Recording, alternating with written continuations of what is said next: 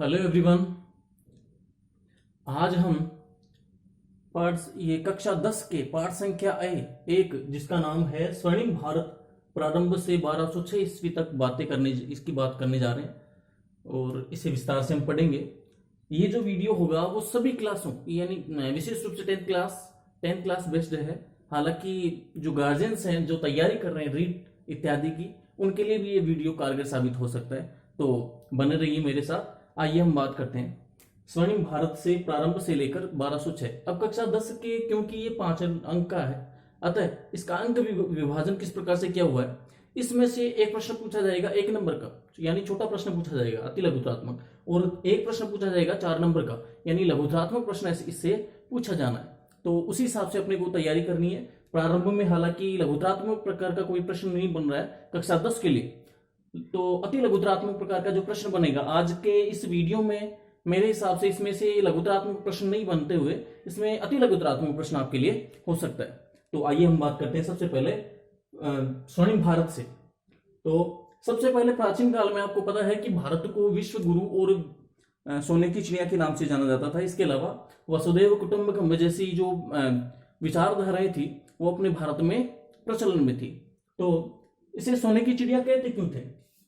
अब क्योंकि भारत में उस समय जो व्यापार था वो उन्नत अवस्था में था, और उन्नत अवस्था में होने के कारण जो अधिकांश जो वस्तुएं थी वो भारत से आयात न होके निर्यात की जाती थी। अधिकांश वस्तुएं जैसे मसाले, सूती वस्त्र उद्योग, ये जो सभी प्रकार की जो सामान थे वो निर्यात किए जाते थे, जबकि आयात काफी कम मात्रा में होता था। अब क्योंकि भारत से बाहर से सोना चांदी आता था, भाई इसके बदले हीरे जवाहरात सोना चांदी भारत लेता था। निर्यात के बदले, निर्यात का मतलब होता है बेचना, आयात का मतलब होता है आ का मतलब आना यानी खरीदना। तो आयात न करके निर्यात अधिक करता था, और इस निर्यात के बदले वह क्या लेता था? सोना चांदी हीरे जवाहरात। अब इसकी क्योंकि भारत में भरमार हो गई थी, इसलिए भारत को क्या कहा जाता था? सोने की चिड़िया। क्या कहा जाता था? सोने की चिड़िया। अगली बात करते हैं अब समुद्र पार, क्योंकि उस समय भारत ने व्यापार के साथ साथ भारतीय जो व्यापारी थे उन्होंने अपनी संस्कृति का भी प्रचार प्रसार किया, और समुद्र पार भी उन्होंने कई स्थानों पर भारतीय संस्कृति का प्रचार प्रसार किया। अब समुद्र पार जो कुछ देश थे उनको क्या कहा जाता था प्राचीन समय? द्वीपांतर। क्या कहा जाता था? द्वीपांतर कहा जाता था। अब भारत ने क्या किया? कई अन्य देशों जैसे श्याम, कंबोडिया, म्यांमार इत्यादि पर सांस्कृतिक एवं राजनीतिक सत्ता हासिल कर ली। और प्राचीन समय, उस समय क्योंकि भारत का व्यापार उन्नत अवस्था में था, अतः भारत में कुछ प्राचीन समय के बंदरगाह और जो नाविक जो शक्ति थी भारतीय वो सुदृढ़ अवस्था में थी। आपने छोटी क्लासों में पढ़ा होगा कि भारत पानी के जहाज बनाने में ये आगे था। विश्व में भारत पानी के जहाज बनाने में आगे था। तात्पर्य क्या हुआ? नाविक जो शक्ति थी वो सुदृढ़ थी। भारत की नाविक शक्ति जो थी वो सुदृढ़ थी, और इसको विद्वानों ने भी माना है। विद्वानों ने क्या माना है? देखो कि लगभग 6000 वर्ष पूर्व सिंधु नदी में, किसमें? सिंधु नदी में जलयान चलते थे। तो इसको विद्वानों ने इस बात को माना है। आगे चलते हैं। अब क्योंकि ये सारा काम हो गया, व्यापार उन्नत अवस्था में, अब भारत में ये जो व्यापार था वो जलमार्ग और थलमार्ग दोनों से चलता था। छोटी क्लास में आपने पढ़ा होगा कि थलमार्ग से जो व्यापार था मुख्य रूप से दो, कौन कौन से? एक तो जो मार्ग था उत्तरापथ और एक था दक्षिणापथ। दोनों याद रखना, उत्तरापथ व दक्षिणापथ। इन दोनों रास्तों से व्यापार होता था। वहीं जलीय जो मार्ग थे उनसे एक देश से दूसरे देश पर में व्यापार का आयात या वस्तुओं का आयात और निर्यात किया जाता था। अब व्यापार के साथ साथ इन लोगों ने क्या किया? व्यापारियों ने, किन्होंने किया? व्यापारियों ने क्या किया? विश्व के लोगों को भारतीय धर्म व संस्कृति को से अवगत करवाया। भाई व्यापारी गए एक देश से दूसरे देश गए तो अपने साथ क्या ले गए? भारतीय संस्कृति भी ले गए। अब दूसरे देश के व्यापारी भी अपने आएंगे तो अपने साथ क्या लेके जाएंगे? यहाँ से जो यहाँ की जो धर्म और संस्कृति और यहाँ की जो हाव भाव है या सांस्कृतिक जो सेतु एक प्रकार का बन गया। तो इसका जो भारतीय जो संस्कृति है उसका फैलाव हुआ, या भारतीय संस्कृति फैली। इसके साथ आगे आइए। अब इसके साथ साथ क्या हुआ कि भारतीय ज्योतिष ग्रंथ ये सभी इनका भी क्या हुआ? प्रचार प्रसार काफी अच्छी अवस्था में हुआ। अब सिंधु सभ्यता उस समय देखो, न केवल ये बल्कि सिंधु सभ्यता का जो काल था वो वैदिक सभ्यता का काल, रामायण और महाभारत का काल, ये भी एक उन्नत या ये स्वर्णिम अवस्था में थे। किस अवस्था में थे भाई? ये भी स्वर्णिम काल माने जा सकते हैं। इसके अलावा रामायण और महाभारत का काल तो किस लिए जाना जाता है? आदर्श व नीति ग्रंथों के लिए प्रसिद्ध था। इसके अलावा वेदों को ज्ञान कोश माना जाता था। उस समय वेदों को क्या माना जाता था? ज्ञान कोश। आपको पता होगा प्राचीन काल में अपने यहाँ तक्षशिला विश्वविद्यालय हुआ करता था, नालंदा विश्वविद्यालय, ऐसे विश्वविद्यालय जहां पर विदेशों के लोग पढ़ने आते थे, विदेशों के लोग पढ़ने आते थे। तो निश्चित सी बात है, इससे भी भारतीय जो धर्म और संस्कृति का प्रचार प्रसार होना निश्चित हुआ। इसके अलावा आगे चलते हैं। अब उसके बाद में महाजनपद काल आता है। क्या आता है? महाजनपद काल। अब देखो महाजनपद काल में क्या हुआ, उसमें दो प्रकार की स्थितियां थी। एक तो गणतंत्रात्मक और संवैधानिक व्यवस्था इसका आदर्श था। गणतंत्रात्मक व्यवस्था भी थी और संवैधानिक व्यवस्था भी थी। इसके अलावा उत्तर वैदिक काल। अब इसके बाद में क्या होता है उत्तर वैदिक काल आता है। उत्तर वैदिक काल का जो समय था वो कब था? 1000 ईसा पूर्व से लेकर 600 ईसा पूर्व। एक बात याद रखिएगा, ये जो ईसा पूर्व, ईपू बार बार आता है, इसका मतलब ईसा से पहले, ईसा से पहले। और ईस्वी जो वर्तमान में चल रही है 2020 ईस्वी, तो ये क्या हुआ? ईसा के बाद। ठीक है, तो ये 1000 ईसा पूर्व से लेकर 600 ईसा पूर्व तक इसका जो काल था वो उत्तर वैदिक काल कहलाता है। इसके मध्य का जो काल था उत्तर वैदिक काल कहलाता है। इस समय भारत में विभिन्न जनपद बने। किस समय? उत्तर वैदिक काल में। इसके कब बने? उत्तर वैदिक काल में भारत में विभिन्न जनपद बने। इसी समय क्या हुआ? पूर्वी जो उत्तर प्रदेश था उसमें पश्चिमी बिहार में लौह का व्यापक प्रयोग किया जाने लगा। लौह जो धातु थी उसका व्यापक प्रयोग किया जाने लगा। और इसका प्रभाव क्या पड़ा? इसका प्रभाव जो मनुष्य था उस पर भी निश्चित रूप से पड़ा। अब उनकी जो भौतिक जो जीवन जीने की जो प्रक्रिया थी उसमें परिवर्तन हुआ। क्या हुआ? उसमें परिवर्तन हुआ। अब लोग जो पहले भटकते रहते थे, अब क्या हुआ? वो स्थायी निवास करने लगे। क्या निवास करने लगे? स्थायी निवास या स्थायी जीवन उनका प्रारंभ हो गया। अब धीरे धीरे जो जनजातीय व्यवस्था थी उसकी वो जर्जर अवस्था में आ गई। जनजाति किसे कहेंगे?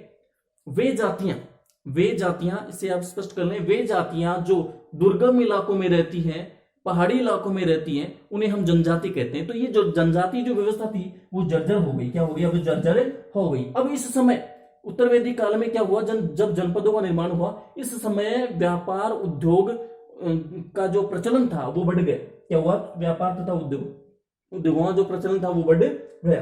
अब छोटे छोटे जो जन थे उनकी जगह महाजनपदों ने ले ली। किनकी जगह ली? महाजनपदों ने ले ली। अब बात यह आती है कि जनपद क्या थे? जनपद वे, अर्थात जन का मतलब होता है मनुष्य या फिर कोई भी लोगों से संबंधित हो सकता है, तो लोगों का या फिर कबीला हो सकता है। जन का मतलब कबीला या मनुष्य। जहां पर मनुष्य या कबीले निवास करते थे उन्हें क्या कहा जाता था? उस क्षेत्र को क्या कहा जाता था? जनपद। क्या कहा जाता था? जनपद। जहां पर मनुष्यों या जनों का स्थायी निवास था उसे क्या कहते थे? जनपद कहते थे। अब कबीला जितने भूभाग, इसे हम कह सकते हैं, वो जो कबीला जितने भूभाग पर रहता था उसे जनपद कहा जाता था। अब धीरे धीरे क्या हुआ? एक जनपद ने यानी एक कबीले ने दूसरे कबीले पर आक्रमण करना प्रारंभ कर दिया। इससे क्या हुआ कि जो छोटे जनपद थे वो उसका जो आकार था बड़ा आकार हो गया। क्या हो गया? बड़ा आकार हो गया। तो 6वीं ईस्वी के आसपास अब महाजनपदों का निर्माण प्रारंभ हो गया। और इसकी पुष्टि करता है बौद्ध धर्म ग्रंथ अंगुत्तर निकाय। बौद्ध धर्म ग्रंथ जो अंगुत्तर जो निकाय है वो इसकी पुष्टि करता है कि लगभग 6वीं ईस्वी सदी या 6वीं सदी तक भारत में लगभग 16 महाजनपद थे। कितने महाजनपद थे? 16 महाजनपद थे। आइए इनके बारे में देखते हैं। सबसे पहले इनकी जो जानकारी है वो किससे मिलती है हमें? अंगुत्तर निकाय से। क्या मिलती है? अंगुत्तर निकाय से। अब जो महाजनपद जो काल था वो कब से कब तक था? 600 ईसा पूर्व। अभी भी ईसा पूर्व आ रहा है। 600 ईसा पूर्व से लेकर 300 ईसा पूर्व, लगभग 300 वर्षों तक इसका जो काल रहा। और इसकी जानकारी हमें किससे मिलती है? बौद्ध धर्म ग्रंथ अंगुत्तर निकाय से। अब आगे आइए, एक तरफ महाजनपद है, दूसरी तरफ राजधानी। सबसे पहला जो महाजनपद है काशी, उसकी राजधानी वाराणसी है। कुरु की राजधानी इंद्रप्रस्थ है।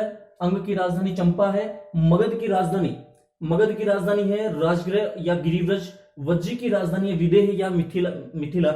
मल्ल की राजधानी है कुशावती या कुशीनारा। चेदी की राजधानी है शक्तिमती या सुथिवती। वत्स की राजधानी है कौशाम्बी।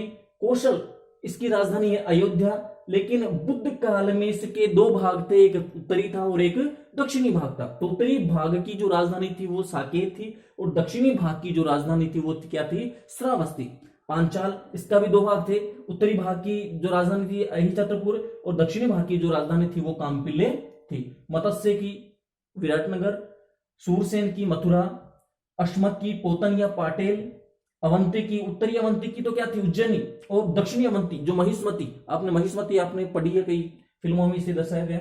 गांधार, गांधार की राजधानी क्या है, तक्षशिला, और कंबोज की राजधानी क्या है, राजपुर या फिर हाटक। ये अंगुत्तर बौद्ध धर्म ग्रंथ अंगुत्तर निकाय से, ये मोस्ट प्रश्न हो सकता है आपका, किससे जानकारी, 16 महाजनपदों की जानकारी किससे मिलती है, बौद्ध जो धर्म ग्रंथ है अंगुत्तर निकाय से इसकी इनकी जानकारी प्राप्त होती है। अभी इनमें से भी देखो, ये जो 16 महाजनपद थे, इन महाजनपदों ने भी एक दूसरे पर आक्रमण करना प्रारंभ कर दिया। हालांकि उस समय दोनों प्रकार की गणतंत्रात्मक व्यवस्था भी थी और राजतंत्रात्मक व्यवस्था भी थी, लेकिन कुछ राजतंत्र अत्यधिक शक्तिशाली हो गए, जिनमें से 4 आप याद रखिएगा। सबसे पहले आपको मगध याद रखना है, मगध के बाद में आपको वत्स याद रखना है, वत्स के बाद में कौशल, कौशल के बाद में आपको क्या याद रखना है, अवंती। ये जो ये चारों के चारों शक्तिशाली राजतंत्र थे, क्या थे, शक्तिशाली राजतंत्र थे, जिन्होंने एक दूसरे पर आक्रमण करके अन्य राज्यों पर अपना कब्जा जमा लिया। अब आगे बात ये हो गई अपने महाजनपद। अब राजस्थान में भी इन महाजनपदों का कुछ अस्तित्व था या नहीं, इसके बारे में हम जानकारी प्राप्त करते हैं। तो राजस्थान के जो जनपद थे, अब राजस्थान में क्या हुआ, बाहरी आक्रमण हुए, क्या हुए, बाहरी आक्रमण हुए, और बाहरी आक्रमण अर्थात यूनानी आक्रमण हुए। इन यूनानी आक्रमणों के साथ जो बाहरी जातियां थी वो राजस्थान में ही बस गई या रह गई, बस गई। अब इन्होंने भी क्या किया, अपने जनपद स्थापित कर लिए, क्या कर लिए, अपने जनपद स्थापित कर लिए। इन महाजनपदों में या इन जातियों में मालव, सीवी, इसके अलावा अर्जुनायन आदि जो जातियां थी वो राजस्थान में बस गई और इन्होंने जनपदीय जो व्यवस्था थी वो राजस्थान में कायम कर ली। अब सबसे पहले हम पहला जो भाग देखेंगे, पहला जनपद देखेंगे जो महाभारत के एक समय था, कौन सा, जंगल। कौन सा था, जंगल। और ये कहां पर था, अपने राजस्थान में, राजस्थान के बीकानेर और जोधपुर जिले के आसपास का जो क्षेत्र था वो प्राचीन समय अर्थात महाभारत काल में क्या कहलाता था, जांगल प्रदेश कहलाता था। क्या कहलाता था, जांगल प्रदेश कहलाता था। अब इसकी जो अन्य जो नाम है, कहीं कहीं पर इसके जो अन्य नाम है वो क्या क्या मिलते हैं, कुरु जांगला व माद्रे जांगला के नाम से, यानी इसके अन्य नाम है जांगल प्रदेश के। और यहाँ के जो शासक हैं वो क्या कर, ये जो स्थान था पहले, ये जो स्थान था जांगल देश कहलाता है, और यहाँ के जो शासक हैं वो क्या कहलाते थे, जांगलधर बादशाह। क्या कहलाते थे, जांगलधर बादशाह। और इनके जो राज चिन्ह है उस पर भी कुछ लिखा हुआ मिलता है, जय जांगलधर बादशाह। क्या लिखा हुआ मिलता है, जय जांगलधर बादशाह लिखा हुआ मिलता है। इसके अलावा इसकी जो राजधानी है, जो वर्तमान नागौर,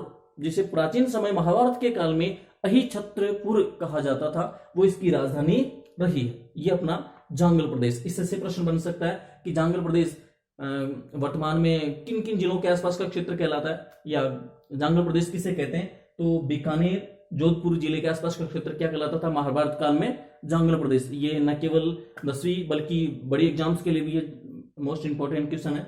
इसके अलावा नंबर 2 आप मत्स्य, नंबर 2 जो महाजनपद था वो कौन सा था, मत्स्य जो वर्तमान में जयपुर के आसपास का क्षेत्र आपने पढ़ा होगा ABCD, उसके आसपास का क्षेत्र जो है वो क्या कहलाता था, मत्स्य प्रदेश। क्या कहलाता था, मत्स्य प्रदेश। अब इसका विस्तार कहां से कहां तक था, इसका विस्तार चंबल की पहाड़ियों से लेकर, कहां से, चंबल की पहाड़ियों से लेकर सरस्वती नदी जो है, या फिर हम कह सकते हैं कि जांगल प्रदेश है, उसकी सीमाओं तक इसका क्या था, विस्तार था। किसका, मत्स्य प्रदेश का। किसका था, मत्स्य प्रदेश का।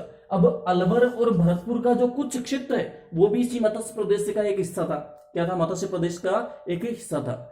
इसके अलावा इसकी राजधानी क्या थी, विराटनगर, जो वर्तमान में क्या कहलाती है, बैराट कहलाती है। क्या कहलाती है, बैराट। इसके अलावा इसकी जानकारी, हालांकि बिंदुसार से पहले इसकी जानकारी का अभाव था या इसकी जानकारी प्राप्त नहीं होती थी, लेकिन इसके बाद में यहां पर कुछ एक जगह ये लिखा हुआ मिलता है कि महाभारत काल में या महाभारत के समय यहाँ का एक शासक था, शासक का नाम है सहाज नामक जो राजा है, उसने, ये महाभारत में लिखा हुआ ये लेख मिलता है कि सहाज नामक राजा ने चेदी व मत्स्य पर शासन किया। चेदी एक आपने पढ़ा है, चेदी महाजनपद था, इस पर और किस पर, मत्स्य प्रदेश पर इसने क्या किया, शासन किया। क्या, कौन से राजा ने, सहाज नामक राजा ने।